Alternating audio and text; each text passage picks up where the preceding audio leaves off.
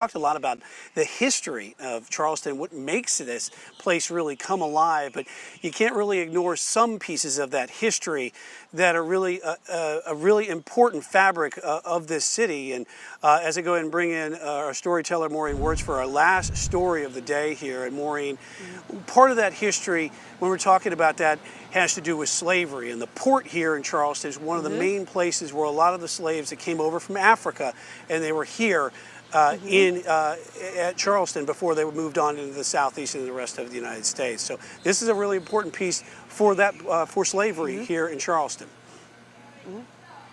Yeah, Brian, researchers estimate that around 80% of all African Americans in the United States can trace at least one ancestor back to this area. And that is a staggering number to think about, but there are people here who are fighting for their stories that were left out of the history books. You know, these are the forgotten history or never made it into the books. On a boat or in a book, in person or in print, there are plenty of ways to experience history.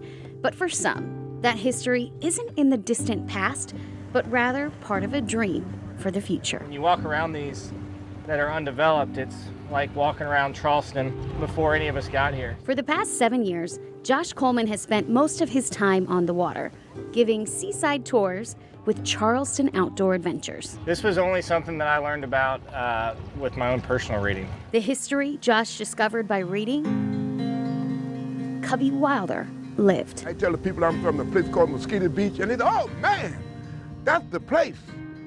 They talk about all the good time they had down there on Mosquito Beach. Good. There's really not a better word to describe historic Mosquito Beach. And it was good dancing, good music, and good eating. Sitting on the lands of freedmen, Mosquito Beach was one of the few black beaches in Charleston during the Jim Crow era. They say that you're free to go and do what you want to do, but it wasn't so.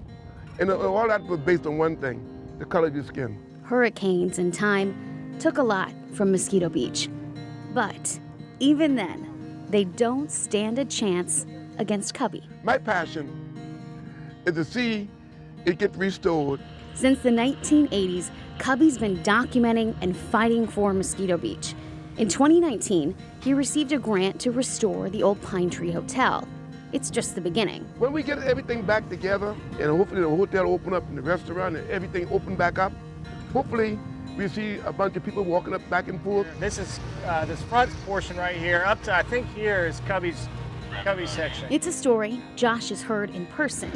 He'll be leading a new tour focused on the history being made. When you get someone like him talking, you learn a lot of the side information that doesn't really make it into history books, but gives a better context. Even from the marsh, Cubby can still hear the music that once lit up Mosquito Beach. In my lifetime, that'd be great.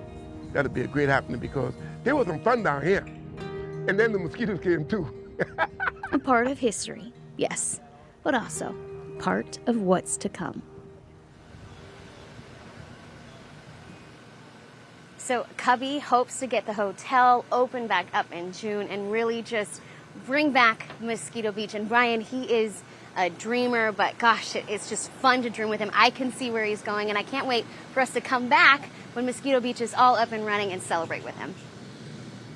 Oh, absolutely. We want to come back. We wish all the best to Cubby. We know it's going to happen, especially when we're making those dreams come true. And of course, all around town, there's so many places that you can really learn so much about the African history here with regards to slavery when it comes to here to Charleston. You get the old slave mart here in the museum, and also coming up in June, as the mayor was talking about, which is the African American festival that's going to be happening.